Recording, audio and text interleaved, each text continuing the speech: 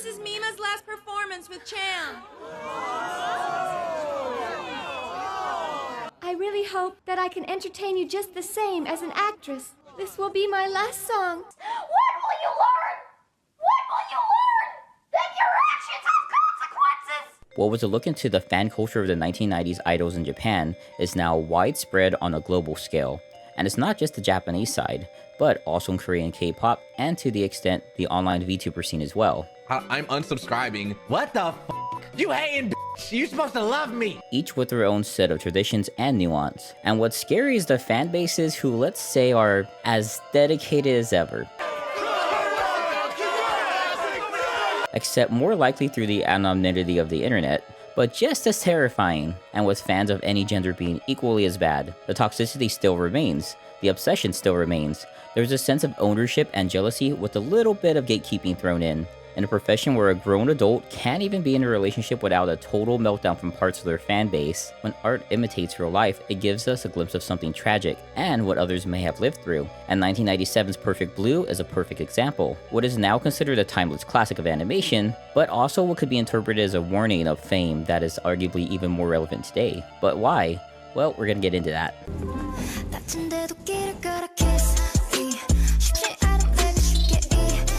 Welcome back, I'm Dusk, but you can call me Koala, because there is a lot of Dusk out there. Today we're going to take a look at an anime film that's critically praised, and also was a part of a generation of animation that set a higher standard for the industry, and whose influence can be seen in other films by well-known directors. Yes, they are weebs too. Perfect Blue is a 1997 psychological horror anime film by Studio Madhouse. It's one of those films that you know is special and unique, but you're saving it for just the right mood because of how dark the subject matter is. And after years of waiting, I finally watched it. It's one of the few films directed by the late Satoshi Kon. 本人に会って確認したらオマージュだって。オマージュですよ。私に。この私に。Who was chosen for the project after his work on JoJo's Bizarre Adventure OVA as an animator, scriptwriter, storyboard artist, and director of an episode. And for the animation, it has just the right amount of realism Satoshi Kon's movies became known for, as it was his first time being a director of a film. The little details of the rooms make the setting feel more lived in, that most live-action movie sets today don't have. It's kind of what makes Studio Ghibli movies look really stunning as well. Actually, the realism is something that you would see in a lot of anime OVAs at the time. They're kind of gritty and realistic. OVA, standing for Original Video Animation, would normally be direct-to-video releases, so they could get away with more graphic violence than TV anime. What's interesting is that the film started off as another anime OVA, but eventually was changed to a theatrical release. 当初はそのオリジナルビデオアニメということで作ってたんで、なんかちょっと怖そうなアニメで、なんかリアルっぽいぞっていうのがあってこう撮ったとするじゃないですか。With Kon changing the story with the approval from the author of the original novel the film was based on. A fax? Who's it from? Also, seeing the old technology from the 90s makes it look super cool, and probably more terrifying at the time it was released. The story of Perfect Blue is a pretty sad one. I think it's more important to explore what the message of the film is, because it's misleading and not what you think. According to Kon in interviews, they didn't want to throw the audience off too much. And if the idol culture has changed almost 30 years later, no, it hasn't, but that's the subplot.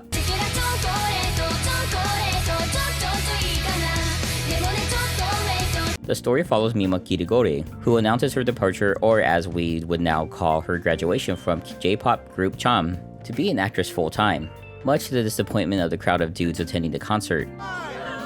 Thank you all so much.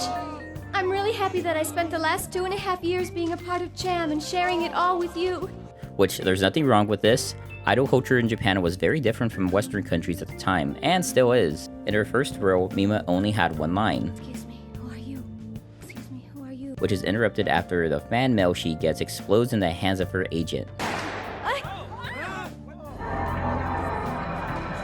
Mr. Tadakoro! The dangers of being a pop idol are kinda not worth it. Then she discovers an obsessive fan has written an online diary of sorts in her point of view. See, even back then they had fanfiction of real people, and Mima realizes she's being stalked. Where did this come from? How do they know so much? And to add insult to injury, for her next scene, Mima is written in a scene of SA. You have got to be out of your mind! It's pivotal, Rumi. She's the key figure in the second half. Pivotal! To which her manager Rumi is rightfully outraged because she really does care about Mima, as she was once an idol herself, but Mima agrees, even though she has second thoughts. I absolutely he refused to do it. The scene is then shown being filmed and it's pretty hard to watch, but keep in mind that young actresses are taken advantage of in this way due to their age and inexperience, and it's pretty common in the industry. We won't be showing any of it for obvious reasons, but even the director said seeing the scene on the big screen was a bit much. Fun fact, if they omitted the scene or had it cut short, the film could have had a PG rating. Afterwards, Mima then has a full breakdown, which is described as the death of her pop idol persona at start. Of course I don't want to do it, but I didn't want to tell them that all those people have done so much for me. Followed by footage of the stalker writing his fanfic blog in Mima's voice, causing Mima to have another psychotic break as she's reading the post. This isn't true! I didn't write this! Of course you didn't. This scene is very similar to one in 1998 Serial Experiments Lane. Who in the hell are you? Nobody cares for you anymore.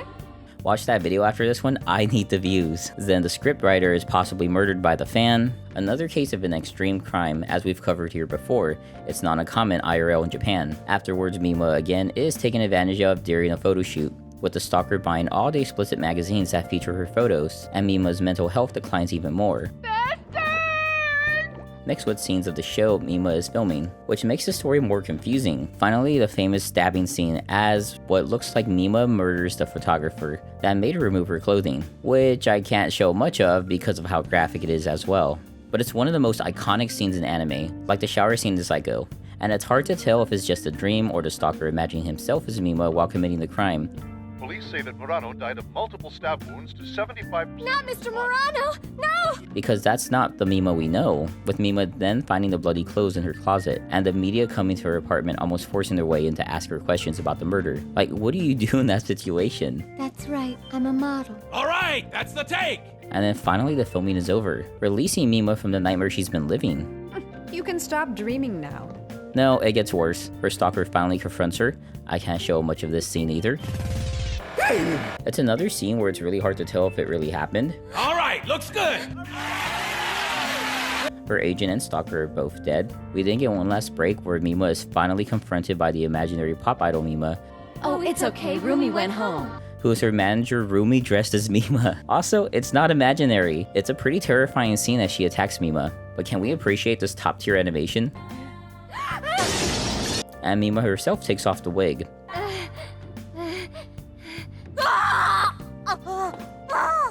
Now that's something I didn't even expect. The writing for this anime didn't need to be this good, but it is, which explains everything, sort of.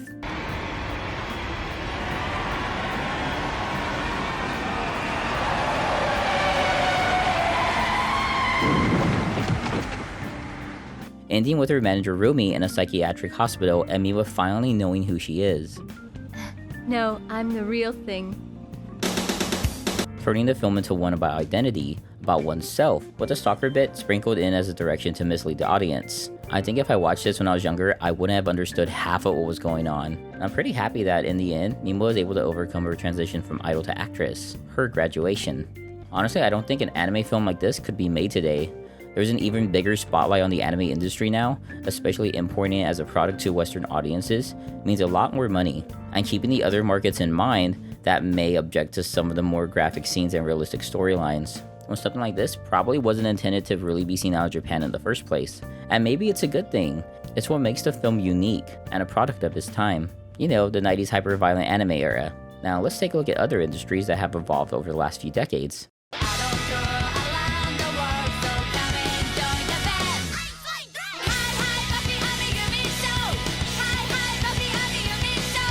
While there's a lot more sympathy and care for talents today, there are some practices that stick out like a sore thumb. One of those being fans following new idols that start out super young. How do fans like you feel about the fans like that? なんだろう、危険に思っちゃいますよね。なんだろう。 And even some fans who are disappointed by the talents when they become of age to appear in more adult-oriented content, such as photo books, like in the film. But we do in fact have similar practices in the US, with fans celebrating artists and actresses becoming 18 by creating websites that count down their ages, which is really weird, as the depiction of the Japanese idol is someone who is innocent and pure, kind of like geisha culture, but that's a whole other topic. And yes, like in the film, this does include cases of stalking, with the worst case being of Mayu Tomita, who is an actress and singer that was stabbed by an angry fan 61 times for returning his gifts. Thankfully, she survived, but was left severely disabled. Remember the idea of an idol being pure. Her attacker would blog about women being in adult films and should game in themselves, but would also be in one of those films himself. So yeah, double standard for an unhinged individual who will go down as one of the worst Japanese idol fans in history. The only good to come of this were anti-stalking laws in Japan that the police have taken seriously, and there are still many more cases happening today.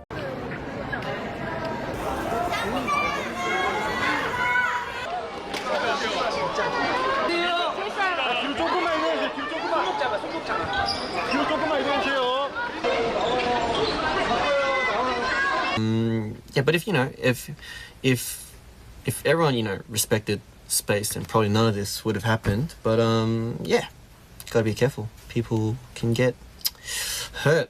Not just women, men are also victims. The K-pop industry today has exploded globally, putting out some of the best music and performances from the best talent today. And while the process of becoming an idol is grueling in itself, the trade-off for a group to become mega celebrities is life-changing for those that do make it, as groups now are capable of breaking into the mainstream Western music, something that Japanese artists have been trying to do for decades. The other part is the fans that take it a little too far, that don't know the meaning to personal space, like this man who tried to kidnap a K-pop idol while she was performing on stage. The video from SNSD 's performance at a festival was uploaded over 12 years ago, and the scary thing is the guy was able to get to her. If he had intentions like Mayu Tomito's stalker, it could have been a lot worse. And I think in all the confusion, even the group didn't know what was going on. During the 2023 NMIXX concert in Seattle, it appears a fan put their baby on the stage. How insane do you have to be? The stage is not there to put your stuff or your children. Someone could trip over it. I'm going to assume it was probably deliberate. This is also a problem online too.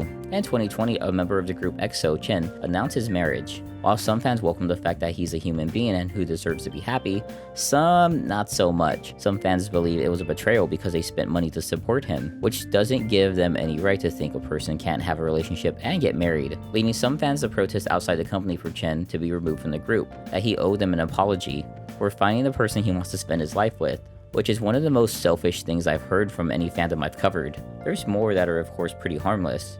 I'm not personally picking on K-pop fans, but I did want to show some of the extreme cases, because all of this is recent. It's so bad that there's even a word for it. Saesang, an obsessive fan who acts in ways to evade the privacy of idols, good or bad, who participate in not only stalking, but committing crimes against the people they're a fan of. And this behavior has been documented since the 90s. There are so many bizarre stories when you look up Saesang.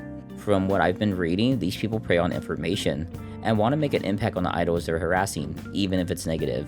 That's terrifying. But still I wanted more. I gave a second chance to Cupid, but now I'm left here feeling stupid. I find it interesting when people are attracted to VTuber models in a more personal way. They don't have genitals. Okay, some do have them drawn, but the majority don't. But I think the relationships people form with the online talents due to ASMR content and long hours watching them have led to more than a big donation from fans, which kind of sucks for the rest of the fan base because someone had to ruin it for everybody. Some people get super attached, and I get it because everyone has their moments of loneliness, especially someone in their teens or young adults who haven't figured out who they are yet, along with relationships that biology wants us to have. And almost every movie and TV show having romance be the end goal, even in kids shows. I mean, how many episodes revolved around Timmy trying to get his dick wet? Naturally, this all spills over into the pretty anime waifu you can talk to category. Gargura won the 2023 Streaming Award in VTubing, despite not streaming for months during this time, which had some of her fans and monetary supporters being extremely entitled, with comments like, "It's her job, it really isn't hard to stream one day of the week at minimum. July is typically the end of the fiscal year for Japan. Hope we don't see any graduation from her, but I really wouldn't be surprised at the same time. And if she streamed more than once a month, she wouldn't get flack for it." Actually, I didn't even realize these were both from the same fan nearly a year apart on different posts. But as you can see, this person didn't stop watching, even though they know Gura is someone who takes long breaks for health issues. And she does fly out to Japan to work on things for Hololive, the company she's a part of. But she also does have fans that totally get that she's a human adult. Like one fan saying, "When it comes to talent having personal relationships and boundaries, fan bases become toxic very quickly. I don't know what's going on, but when you can just type anything into a keyboard and hit send, you don't stop to think about what you're saying and the impact it might have." And that's exactly the point. And another fan said, "I don't really understand all the hate VTubers get. They've already given us a lot of fun times and laughs. What more do you want? They have their own lives outside of streaming. Is it really hard to just be a decent person? Sure, Gora has been absent lately, but so what? Let her live her life and enjoy the streams when they happen. And I agree. Even though it's a person you're watching for entertainment, just like in real life, no one owes you anything. You just have to move on and maybe be a little less invested in the things you watch. It's like asking someone out on a date. If you're told no, then that's supposed to be the end of it. But in this case, the person can't tell the fans no. It's all one-sided because it's a business. Bug. There it is. Tell us about it. Got a blue bag. Blue bag. Because what you say holds weight, even if you don't get a response. And what you do holds even more weight. I do believe for most people, we are responsible for our own actions towards public figures. If we can comprehend and consume their content, then we should have a basic understanding of what's right and wrong. Even if it's a VTuber with an anime avatar, they should be treated as a regular person. If you're not willing to even do the bare minimum as a viewer, then you shouldn't be interacting in the first place. How you can't be mad at me? I'm cute. Right? Right? So those are the fans that you can say love too much, but there's also violent fans. One recent situation caught my attention, where a VTuber tried to get a $900 refund from an artist for emotes. The VTuber was using them for 2 years already.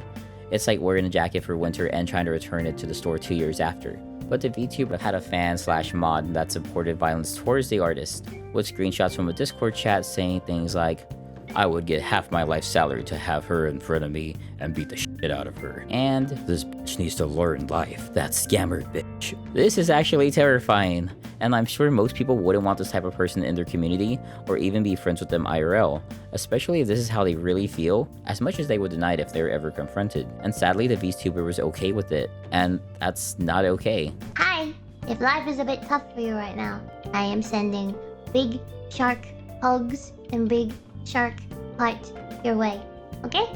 Now, we've covered some of the most extreme cases of fandom, and that's what they are, extreme cases, which is why they work for a film like Perfect Blue, because they are so ridiculous. But that doesn't mean they aren't rooted in real life, sadly. At the same time, it's not a bad thing to be a fan. It's not a bad thing to be a super fan. The idols want you to enjoy the things they do. That's what the product they put out is for, entertainment. But when you start crossing reasonable and obvious boundaries of the people behind the entertainer, it just shows that you really don't care about them, because that's who's being hurt the most, and it's just selfish. Some of these people can develop actual feelings of paranoia, as portrayed by Mima. So when how we treat others is in our control, we have an obligation to treat them like the actual person they are, especially if they're important to us. And you know, an anime avatar. Thank you all for watching. What are some of your thoughts on Perfect Blue? Have you seen it before, or now you don't even feel like watching it at all? And if you're a fan of anyone in the idol industry, I'd like to know some of your thoughts on the extreme fandom that exists. Leave them in the comments. I try to reply to everyone I get. If you're new here, consider subscribing. If you're already subscribed, hi. While you're here, watch one of the shorts. A lot of work goes into them, and they're pretty fun to watch. And I'll see you on the next video. Bye. Wait. There's an anime about the modern idol industry? I should probably watch it.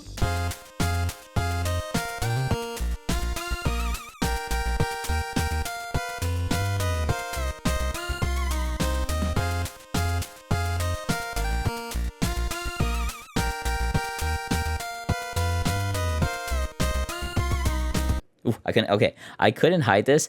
I want to show you all something, so I hope you all join me. I'm shooting for May.